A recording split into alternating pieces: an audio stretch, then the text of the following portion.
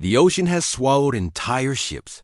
Crews of dozens, sometimes hundreds of people, vanish without a single trace. What makes these stories truly terrifying is not the disappearance itself. It is the fact that some of these ships came back. Every single case you are about to hear today was investigated by FBI. Before we begin, drop a comment right now. Where in the world are you watching this from? I want to see how far this story travels. Coming up, number 6. This is the case that made entire governments go silent. 306 American sailors. Not one piece of wreckage ever found. Ship number 10, the Iron Mountain. Mississippi River, United States, June 5, 1872. Most people imagine ghost ships disappearing in stormy oceans. But what if a ship vanished on a river, surrounded by land on both sides? The Iron Mountain was a large American steam-powered riverboat, 180 feet long, carrying a full cargo of cotton and molasses. On board were 55 people, crew members and passengers. The river was busy, and the ship was moving steadily. No signs of trouble. And then she simply vanished.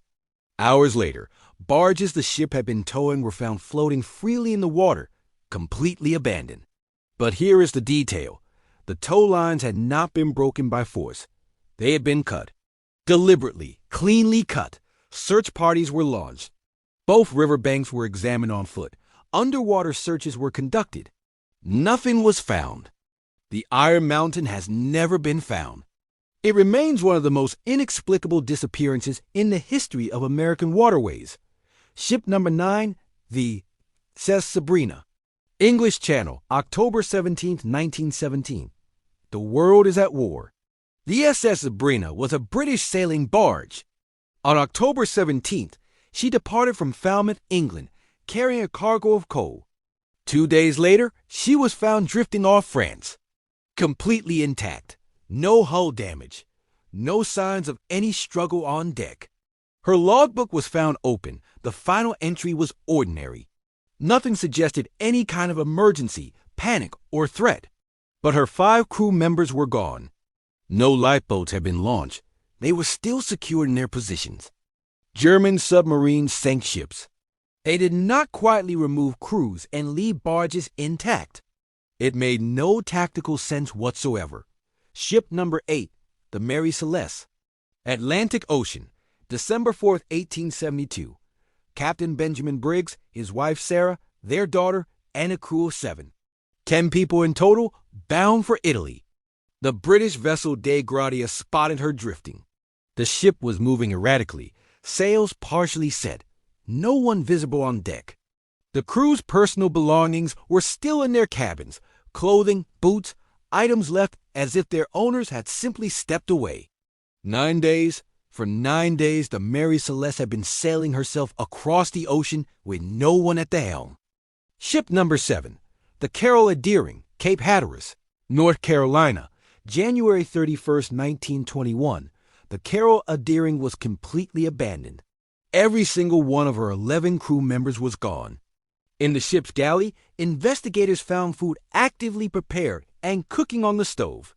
A meal was being made for the entire crew. Red flares had been spotted by another passing ship, suggesting someone was desperately signaling for help in the darkness. The State Department, Navy, and FBI all became involved. 5 separate government agencies investigating one abandoned ship. The 11 crew members were never found.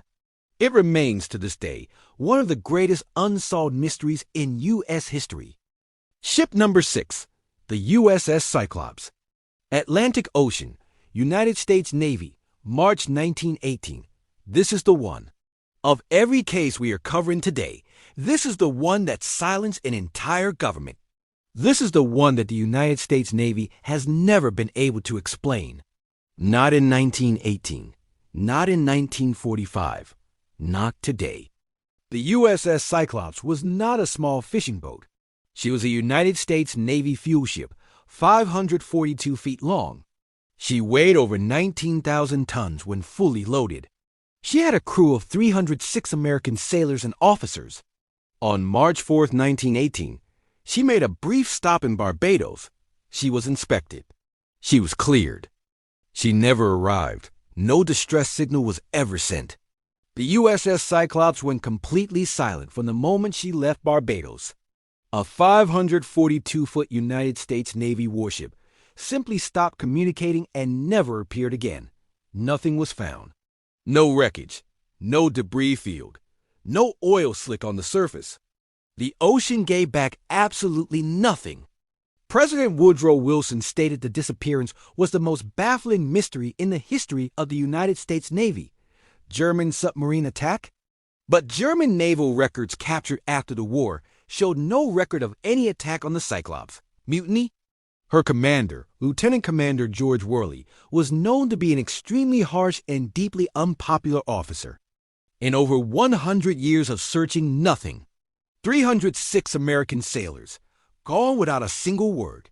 Ship number 5, the Orang Medan, Strait of Malacca, February 1948. A terrifying distress signal was received at sea. The transmission read, "All officers, including captain, are dead. I die," and in silence. When they located the ship, she appeared externally undamaged, floating normally, no visible signs of distress. What they found stopped them. The crew was dead. The radio operator dead, still seated at his equipment. Every crew member had died with an expression of pure terror, eyes wide open, mouths open, arms raised as if defending. There was no visible cause of death, no wounds. The ship was structurally intact.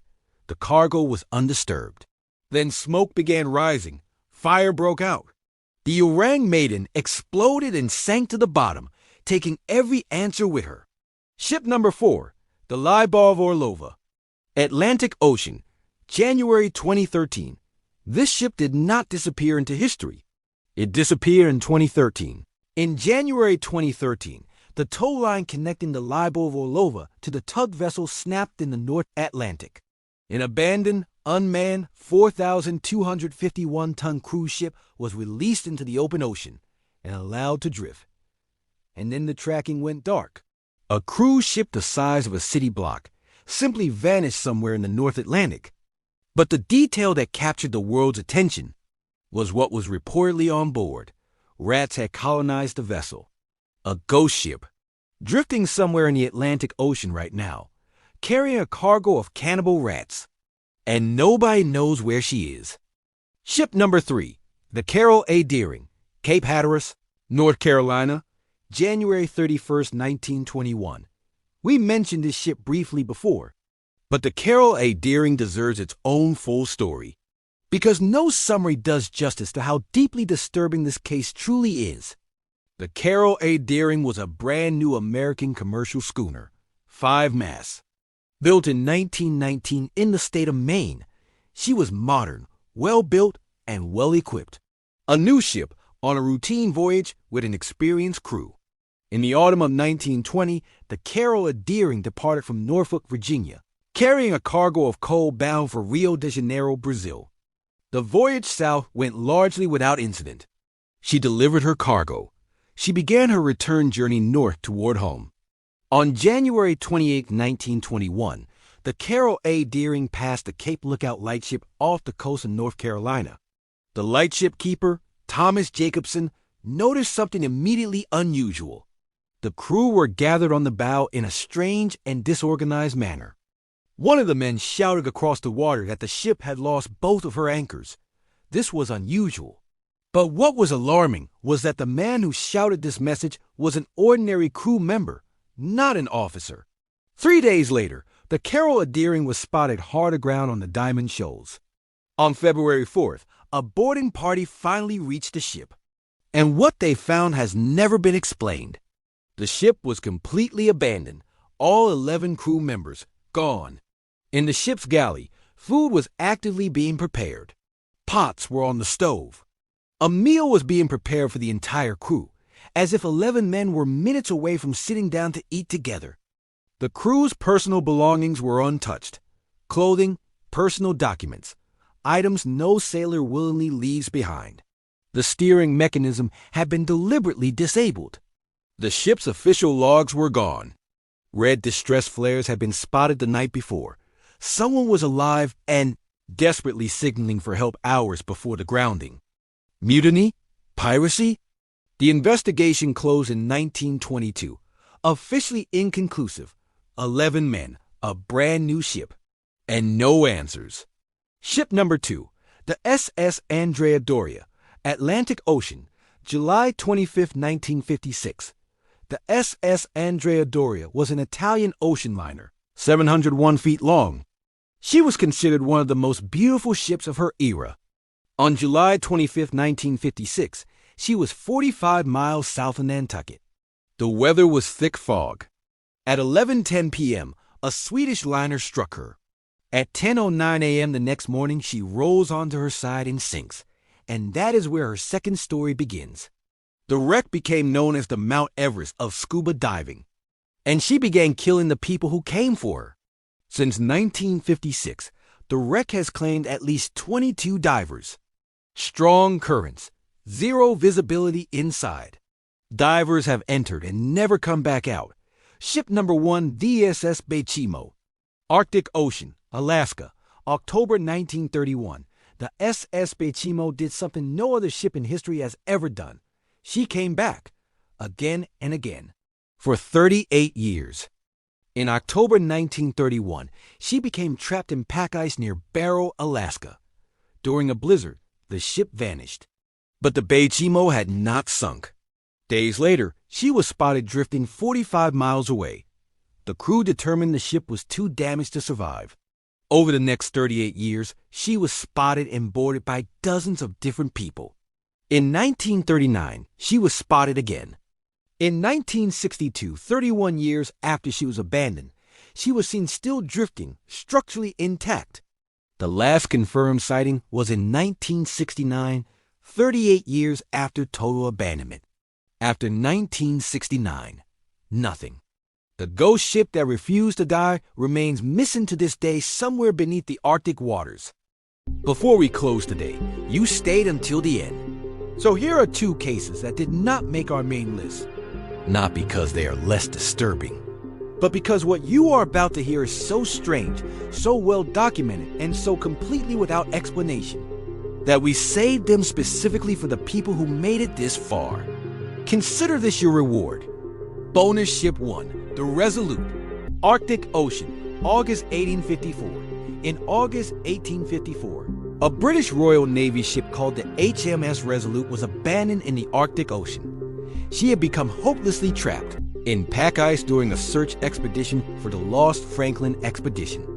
Her crew of over 60 men was evacuated safely across the ice to other vessels. The Resolute was left behind, locked in Arctic ice, abandoned, and written off entirely by the British Navy. That should have been the end of her story. 14 months later, in September 1855, an American whaling ship called the George Henry was operating in the Davis Strait. The whaling crew spotted the ship drifting alone in the open water. They approached. It was the HMS Resolute, completely intact, still carrying her full cargo. Her interior was frozen, but structurally sound. Her logbooks were still on board. Her equipment was still in place. A British Royal Navy warship, abandoned in August 1854, had somehow freed herself, drifted 1,200 miles across the Arctic Ocean entirely unmanned, and was found floating peacefully in open water, as if she had simply decided to go for a very long walk and come home.